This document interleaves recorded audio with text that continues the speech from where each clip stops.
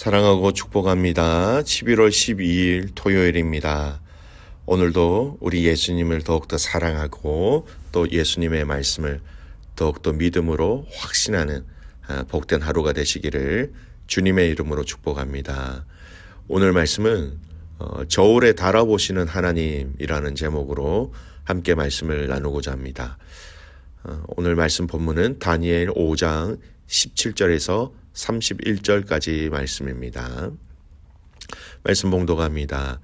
다니엘이 왕에게 대답하여 이르되 왕의 예물은 왕이 친히 가지시며 왕의 상급은 다른 사람에게 주옵소서. 그럴지라도 내가 왕을 위하여 이 글을 읽으며 그 해석을 아뢰리이다. 왕이여 지극히 높으신 하나님이 왕에 붙인 느부갓네살에게 나라와 큰 권세와 영광과 위엄을 주셨고 그에게 큰 권세를 주셨으므로 백성들과 나라들과 언어가 다른 모든 사람들이 그의 앞에서 떨며 두려워하였으며 그는 임의로 죽이며 임의로 살리는 임의로 높이며 임의로 낮추었더니 그가 마음이 높아지며 뜻이 완악하여 교만을 행함으로 그의 왕위가 패한 바 되어 그의 영광을 빼앗기고 사람 중에서 쫓겨나서 그의 마음이 들 짐승의 마음과 같았고 또 들나귀와 함께 살며 또 소처럼 풀을 먹으며 그의 몸이 하늘 이슬에 젖었으며 지극히 높으신 하나님이 사람 나라를 다스리시며 자기의 뜻대로 누구든지 그 자리에 세우시는 줄을 알기에 이르렀나이다. 벨사살이여 왕은 그의 아들이 되어서 그것을 다 알고도 아직도 마음을 낮추지 아니하고 도리어 자신을 하늘의 주제보다 높이며 그의 성전 그릇을 왕 앞으로 가져다가 왕과 귀족들과 왕후들과 후궁들이 다 그것으로 술을 마시고 왕이 또 보지도 듣지도 알지도 못하는 금, 은, 구리, 쇠와 나무, 돌로 만든 신상들을 찬양하고 도리어 왕의 호흡을 주장하시고 왕의 모든 길을 작정하시는 하나님께는 영광을 돌리지 아니한지라. 이러므로 그의 앞에서 이 손가락이 나와서 이 글을 기록하였나이다. 기록된 글자는 이것이니 곧 메네 데겔 우바르시니라.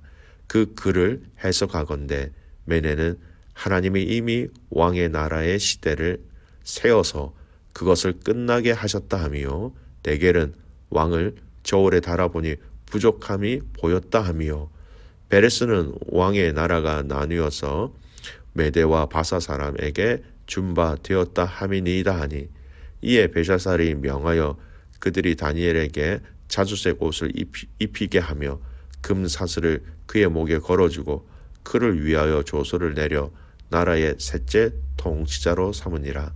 그날 밤에 갈대아 왕 벨사살이 죽임을 당하였고 메대 사람 다리오가 그 나라를 얻었는데 그때의 다리오는 62세였더라. 아멘.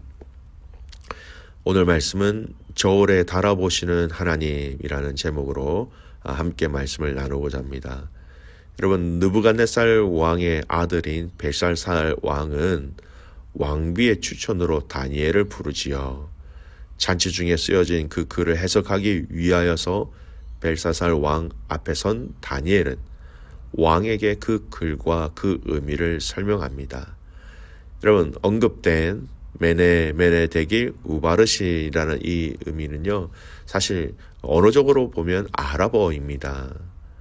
따라서 이 글자가 만약 정상적으로 기록되어졌다면 아마 당시 잔치에 자리에 있었던 모든 사람들이 그 글을 알 수 있었을 것입니다. 그러나 하나님께서 그 글자들을 쓰시면서 당시 아마도 그 사람들이 알아볼 수 없는 어떤 형태로 기록하셨기 때문에 바벨론의 모든 지혜자들조차 그 글자를 읽지 못했던 것 같습니다. 어쨌든 다니엘은 하나님의 지혜를 힘입어 그 글자를 정확하게 알고 또 읽고 해석하였고 또 이러한 사실은 하나님의 계시는 세상 지혜만으로 결코 깨달을 수 없고 오직 하나님의 통하여서 성령님의 조명을 통해서 알 수 있다라는 진리를 또한 발견하게 되지요. 이 글의 해석도 하나님이 다니엘에게 알게 하신 것임을 암시하는 말씀이기도 합니다. 그리고 이 벽에 쓰여진 글에는요, 하나님의 벨사살 이 왕을 심판하시는 이유, 또 그 기준의 내용에 대해서 자세하게 설명하고 있습니다. 이 말의 내용을 자세히 살펴보면요, 벨사살 왕뿐 아니라 이 땅에 하나님께서 당신의 공의를 행하실 때 또는 심판하실 때 하시는 그 과정도 함께 볼 수 있는 아주 중요한 말씀입니다.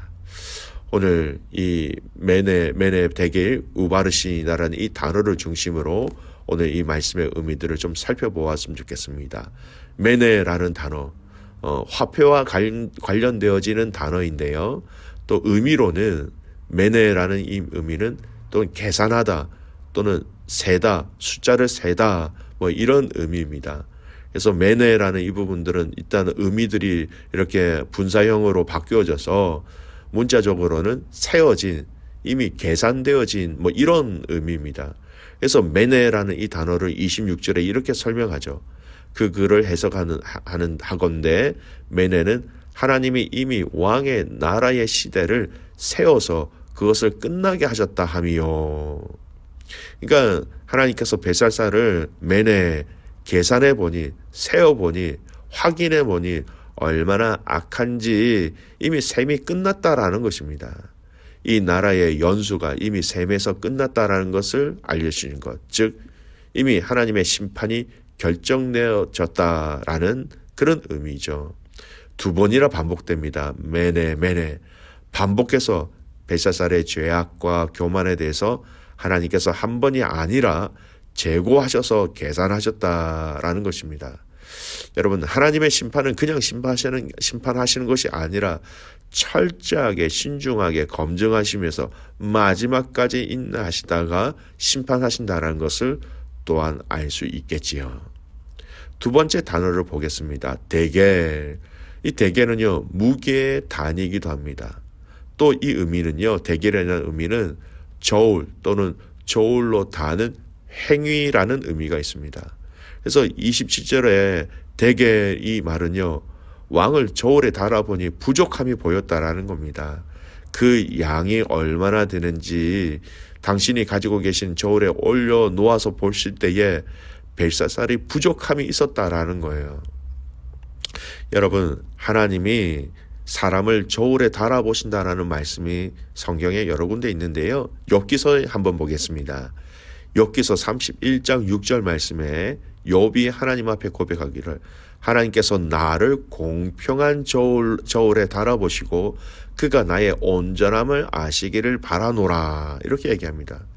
욥이 자신의 친구들에게 자신의 무죄함을 사람들 앞에서 막 이야기할 때에 하나님이 나를 당신이 가지고 계신 그 공평한 저울에 달아보시기를 원한다. 하나님이 어떻게 바라보시는가에 대한 것을 저울에 달아본다라는 표현으로 이야기하고 있다는 것이죠. 여러분, 오늘 우리의 인생을 하나님이 저울에 달아보실 때 하나님의 기준에 합당한 삶이 되기를 원합니다. 나의 하루를 달아보실 때, 나의 시간을 달아보실 때, 또 나의 재정을 달아보실 때, 나의 마음을 달아보실 때 저와 여러분이 그 하나님의 달아보심에 정말 귀하고 부족함이 아닌 넉넉함으로 여러분 이길 수 있는 또 넘칠 수 있는 삶이 되시기를 간절히 소원합니다. 여러분, 하나님이 나의 말과 나의 삶을 당신이 가지고 계신 저울에 달아보신다라는 것을 알고 또 믿고 있다면 매사에 여러분 우리는 더 조심하며 더 깨어 있으며 더 하나님께 시선을 둘 수 있을 것입니다.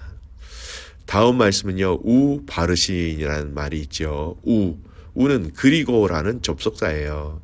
그러면 우를 떼면 바르신이라는 단어가 나오죠. 바르신이라는 것은 원래 쪼개다, 뭐 이렇게 찢다라는 그런 동사로 시작되어지는 그런 의미입니다. 그래서 이 바르신은요, 쪼개짐, 나눔이라는 것이죠. 28절 이렇게 얘기합니다. 베레스는 왕의 나라가 나누어서 메대와 바사 사람에게 준 바 되었다 함이니이다 하니. 여러분, 이 바르신, 여기서 파생되어진 그 근원의 언어가 베르스라는 단어인데요. 이것은 바벨론 제국이 이 외적 침입으로 완전히 파괴되고 국권이 완전히 분열된다라는 의미가 되기도 하고요. 하나는 실제적으로 이 하반절에 암시되는 것처럼 이 나라가 쪼개져서 국권이 메대와 바사 두 왕국에게 주어진다. 이런 의미도 같이 되어집니다. 여러분 역사적으로 메대와 바사 연합국이 바벨론 제국을 무너뜨린 후에 이 그 두 나라의 국권이 즉 바사 즉 페르시아로 여러분 자연스럽게 통합되어져 버립니다. 그러니까 메대와 바사가 두 나라인 것 같지만 결국은 한 나라로 이렇게 통합되어 버리는 것이죠. 그래서 이 메네 대길 우바르시다라는 단어를 풀어서 설명하면 이야기하면 이렇게 이야기할 수 있습니다.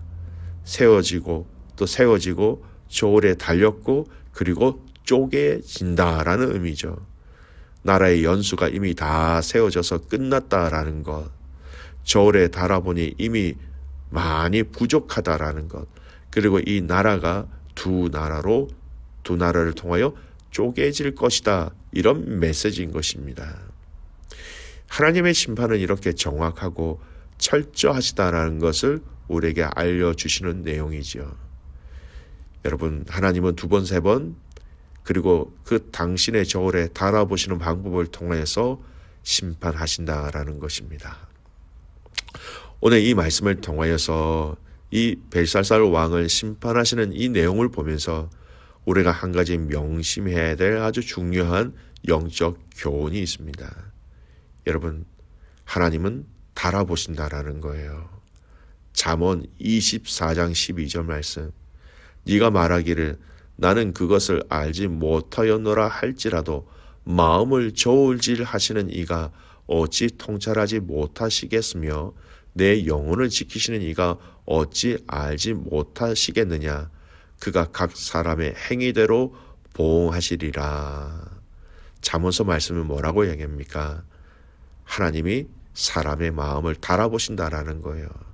그 마음을 달아보셔서 당신이 가지고 계신 즉 당신이 가지고 계신 그 기준을 통하여 합격과 불합격 또는 하나님께서 은혜를 주시고 또 불합격일 때에 하나님께서 또한 그 영혼들을 다시 합격의 자리로 올 수 있도록 또 하나님께서 행하신다라는 그런 의미입니다. 여러분, 행위를 달아볼 수는 있습니다만 행위는 보여지기에 우리가 속을 수 있습니다. 근데 행위를 보면 어느 정도 알 수 있지만 온전히 완벽하게 그 사람의 사람됨을 정확하게 또 알 수 없을 때도 많이 있지요. 하지만 하나님은 오늘 마음을 저울질 하신다고 합니다. 아무도 모르는 사람의 마음을 하나님은 당신의 저울로 달아보시는 것. 여러분, 그 저울의 추가 무엇이겠습니까? 하나님의 말씀이죠. 우리의 마음을 한쪽에 올리시고 다른 한쪽에는 하나님의 말씀이 있어 달아보신다라는 거예요. 절대 마음을 달아보시는 하나님이시기에 여러분, 우리가 하나님을 속일 수 없다라는 것을 인정하십시오. 속일 수 없다라는 것을 인정하십시오. 그리고 또 한 가지, 여러분, 우리의 행위 자체로는 그 하나님의 그 기준에 온전히 합격할 수가 없어요. 우리가 우리의 삶을, 우리의 마음을, 우리의 모든 것들을 그 하나님의 추에 또 저울에 올려드릴 때에 우리가 같이 붙잡아야 될 게 무엇인지 아십니까? 부족하지만, 연약하지만 주님, 저에게 주님이 있습니다. 주님을 품고, 주님을 안고, 주님을 붙잡고 하나님의 저울에 올라가야 하는 것이죠.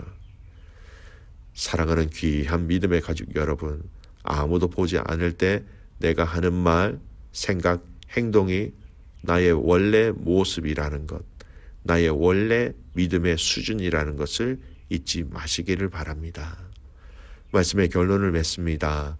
오늘 벨사살 왕의 심판의 이 내용을 하나님께서 이 글을 통하여 그들에게 알려주신 것처럼 또 그 의미를 오늘 우리가 함께 묵상한 것처럼 오늘 우리가 하나님의 은혜를 구하며 하나님의 도우심을 구하며 성령님의 인도하심을 구하며 나아갈 때에 우리의 마음이 더욱더 주님께 굳건하게 또 그 시선을 주님 앞에 온전히 둘 수 있는 저와 여러분이 되시기를 간절히 소원합니다.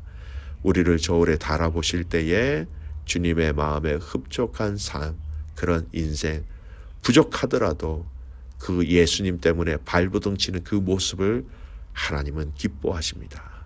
그 하나님의 기뻐하심에 온전히 드려질 수 있는 저와 여러분의 삶이 되기를 간절히 소원하며 살아계신 예수님의 이름으로 축복합니다. 아멘. 기도하겠습니다. 아버지 하나님, 오늘 우리에게 이 말씀을 주셔서 참 감사를 드립니다. 하나님, 우리를 저울에 달아보실 때에 예수 그리스도의 이름으로 또 예수 그리스도에게 붙잡힌 바 되어서 우리의 삶을, 우리의 말을, 우리의 모든 행위를 주님께 올려드립니다. 우리의 행위로서는 완벽할 수 없습니다. 부족함이 있습니다. 하지만 우리가 부족함에도 불구하고 우리에게 주신 은혜를 통하여 주님을 붙잡을 때에 주님의 마음에 합한 자로서 이 땅에서의 삶을 살아낼 수 있도록 은혜 위에 은혜를 더하여 주시옵소서. 내일 드려질 예배를 위해서 기도합니다. 하나님, 모든 믿음의 가족들이 마음과 뜻과 정성을 다하여 주님 앞에 예배할 때에 예배 가운데 임재하시는 하나님, 예배 가운데 고쳐주시는 하나님, 예배 가운데 위로하시는 하나님 만나게 하여 주시옵소서. 그렇게 행하실 주님을 신뢰하며 살아서 역사하시는 예수 그리스도의 이름으로 감사하며 기도드리옵나이다. 아멘.